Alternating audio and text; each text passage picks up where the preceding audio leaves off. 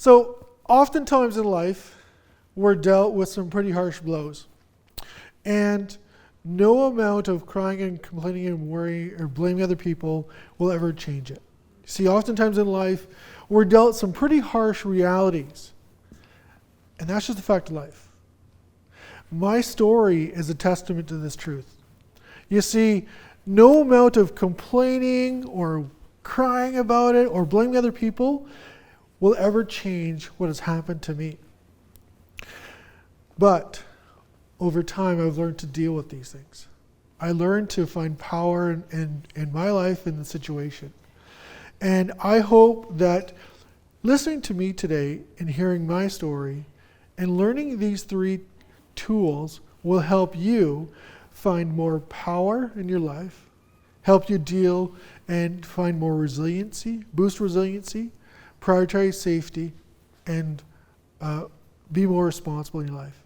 I'm going to share with you the story of surviving a fatal car crash that took the lives of 3 of my friends and left me with life-threatening burns to 75% of my body. And then I'll tell you through a couple of little lessons. And I'll shake the cobwebs off. I was a little bit nervous. This is the first time I did this talk. So, all right. All right, good. I do this all the time. A little nervous. So here we go. So, April 29th, 1994. We had just jumped back in the car after having a pit stop. Jimmy's driving. He's driving his 1980 Chevy Impala. Now, this car, it was beauty. It was a big, fast, loud car. Had a loud stereo, fast engine, was a great car. And we had just jumped back in the car. And we're cruising down the highway. Jimmy's driving. I'm in the front passenger seat. Jason, who is my childhood best friend, he's in the back seat with another friend of ours, Aaron. Now, Jimmy, Jason, and myself, we were about a month and a half away from our graduation. Aaron, well, he graduated the year before. We're 4 teenage boys on a Friday night. We had just left a nearby town called Macadam. We were there playing pool, flirting with the girls, having a good time. When we got in the car, as our last pit stop, we're flying down the highway. We were 4 teenage boys just living it up on a Friday night. We had no idea that our lives would be forever changed. You see, Jimmy, he was driving way too fast. Did we tell him to slow down? No, we didn't. We were 4 teenage boys. We were drinking in the car. But Jimmy, he's driving his car and he's stone sober. No drug alcohol in his system whatsoever. No drug alcohol. He was sober, but he was speeding. He ended up losing control of the car on a sharp corner, skidded out of control, and as the car hit the ditch, it started rolling end for end.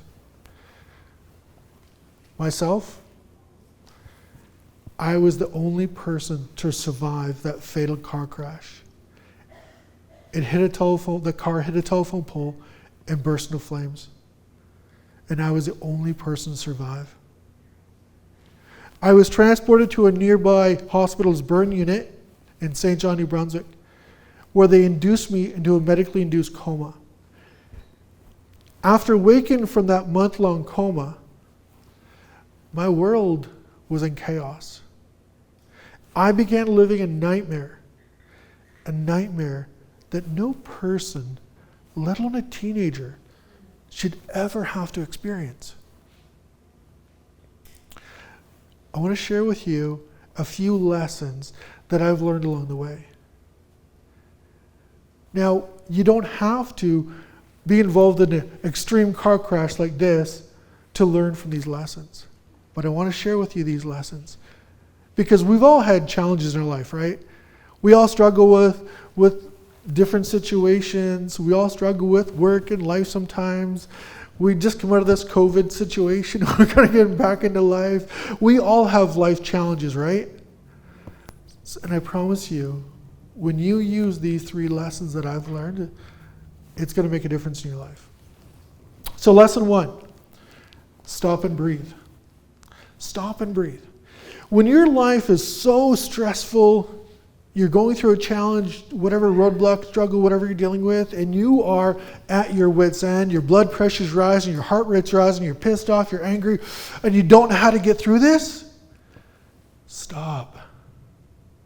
Breathe. Take a moment. That's all it takes. You see, in the beginning, I had to learn how to use my body all over again.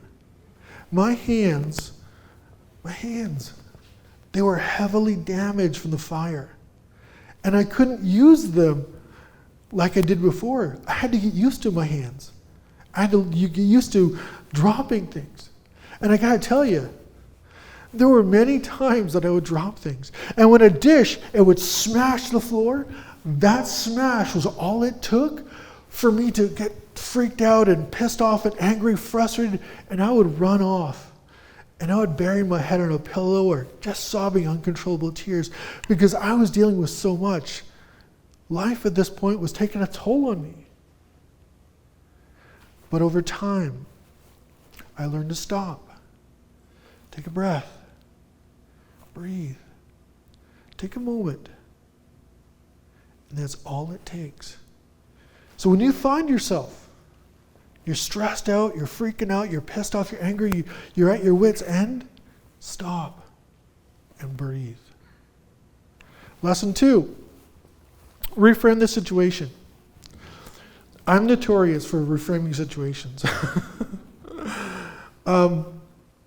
In the beginning, like I said, my body it didn't work the way I wanted it to work.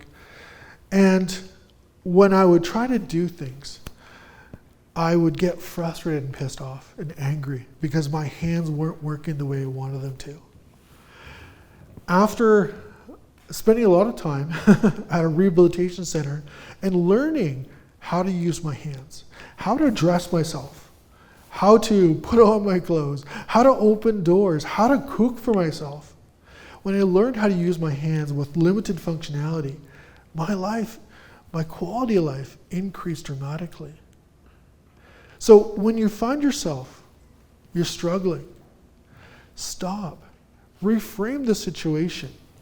Ask yourself questions like, what is this moment? What is this challenge trying to teach me? Where's the learning in this moment? Ask yourself questions like, who do I need to be to get through this struggle? Ask yourself things like, what resources do I need to achieve the goal? Lesson 3, shifting your mindset. Now, in the beginning, I was a victim. And man, oh man, did I play that. Oh, I played the victim role perfectly. I should have got an Oscar. And whenever I was coming from this victim mindset, I noticed that I wasn't really powerful. I wasn't getting what I wanted. And I saw that whenever I came from this victim mindset, I couldn't achieve X because of Y. And that frustrated me. I saw others getting things I wanted. Dating, marrying, having families, going for the jobs and getting the careers they wanted. And I saw that every time that I came from this negative space, and I saw that I couldn't achieve this, I was sabotaging myself. I saw that if I shift my mindset, I could achieve what I wanted. And I gotta tell you, it helped me take actions that were consistent with me getting a lot of things I wanted in life.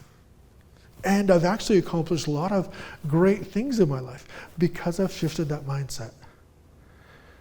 Shifting your mindset is a game changer, and it will help you inside of these struggles. So, as you leave here today, and if you find yourself in a struggle, you're finding yourself frustrated, dealing with life, dealing with work, whether it be a work situation, a home situation, you're dealing with a family issue, or you're dealing with a deadline, stop and use these 3 tools, these 3 steps. First one, say it after me. Stop and breathe. 2 is reframe the situation.